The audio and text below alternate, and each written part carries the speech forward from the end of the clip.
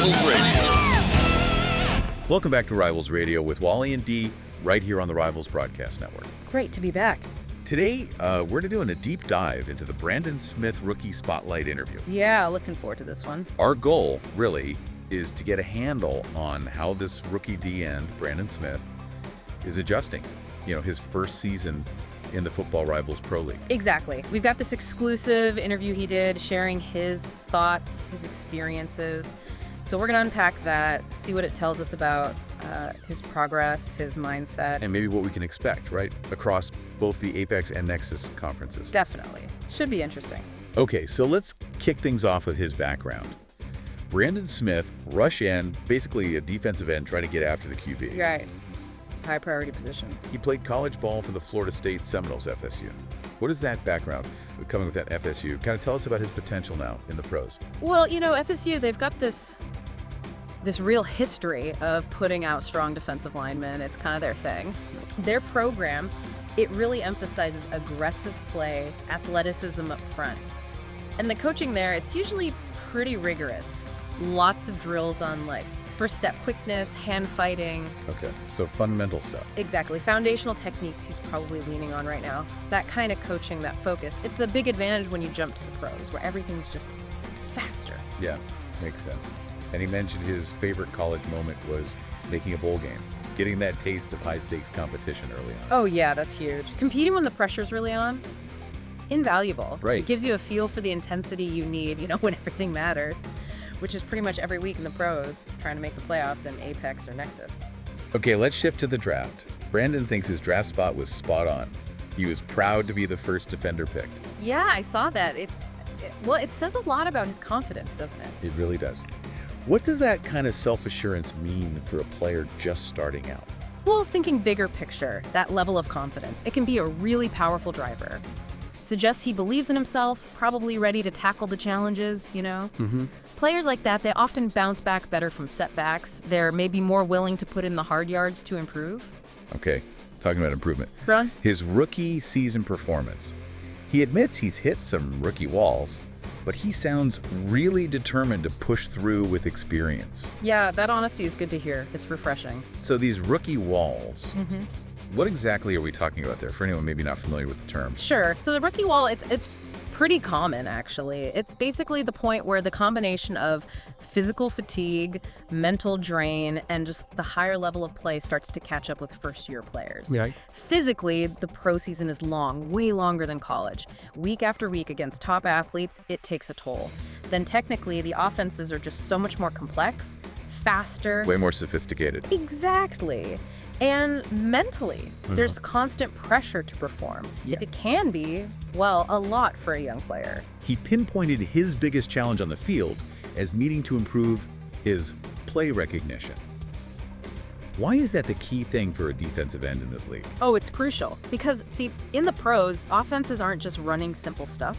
You've got complex schemes, shifts, motions, audibles at the line, all designed to mess with the defense. Create confusion. Right. So for a D-end, play recognition, seeing the formation, the movement, and figuring out, okay, is this run or pass? Which way is it going? You have to do that instantly. Like split-second decisions. Split second. If you hesitate, if you misread it, especially with pro offensive lines doing combo blocks and pulling guys, you're just out of the play. No chance for a tackle for loss, no chance for a sack.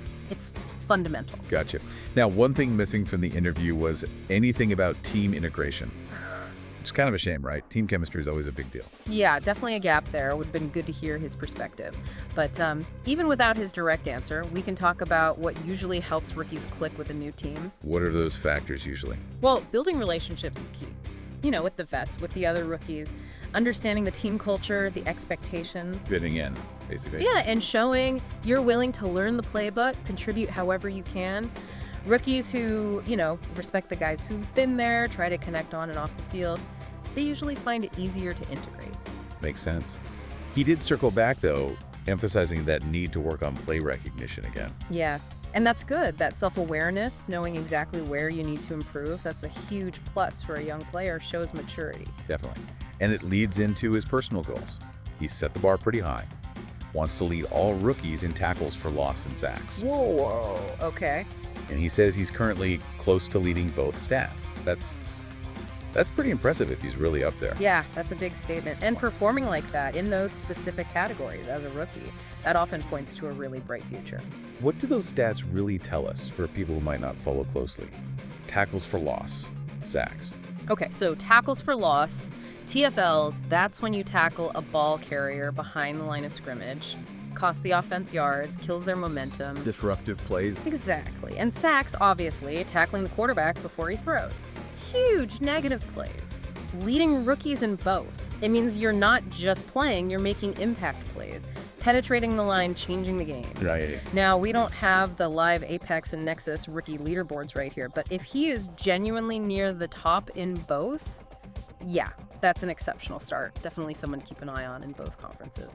Imagine if he actually pulls it off in the league's first season. What a story. For sure. It would really set a benchmark. Okay, last point from the interview. His favorite part of the league so far? He said it's the hands-on feeling in Rivals football, feeling like he has a voice, like he's being heard. That's interesting. That feels unique to this league, perhaps. Yeah, how so? Well, it kind of ties into what we know about the Football Rivals Pro League setup, right? From like the league details and the pitch documents, fan involvement, community, they seem to be core ideas. Okay, yeah, the participatory stuff. Exactly. So Brandon feeling he has a voice, maybe that comes from a more direct line between players, the league, maybe even the fans somehow. It's not the traditional sort of top-down structure, maybe. So less feeling like just an employee, more like a stakeholder. Could be. That feeling of being valued, actually heard, that can be really empowering for a player, especially a rookie. Might lead to, more buy-in, more loyalty, feeling like you really belong. That is a cool aspect. Great to hear players feel valued like that. Yeah, it really highlights something potentially very positive about how this league operates. Okay, so wrapping up our deep dive on the Brandon Smith interview. What we're seeing is a talented, clearly ambitious rookie. Driven, aware of the challenges, definitely knows he needs to step up, particularly with play recognition. But he's setting big goals and seems to genuinely appreciate the unique vibe of the Football Rivals Pro League. Yeah, that sums it up well. He knows the task, knows where to focus his energy. Watching how his play recognition develops this season across both Apex and Nexus, that's going to be key. For sure. So final thought then. Brandon feels he landed in the right draft spot. But considering these huge goals leading rookies in TFLs and sacks, do you, listening right now, think he'll back up that spot-on assessment by season's end? Yeah, and what kind of ripple effect would that have? A rookie dominating those defensive stats right out of the gate in year one of the league. What kind of statement does that make? Something to think about. Definitely. All right, that's all the time we have for this deep dive. Goodbye from Rivals Radio here on the Rivals Broadcast Network.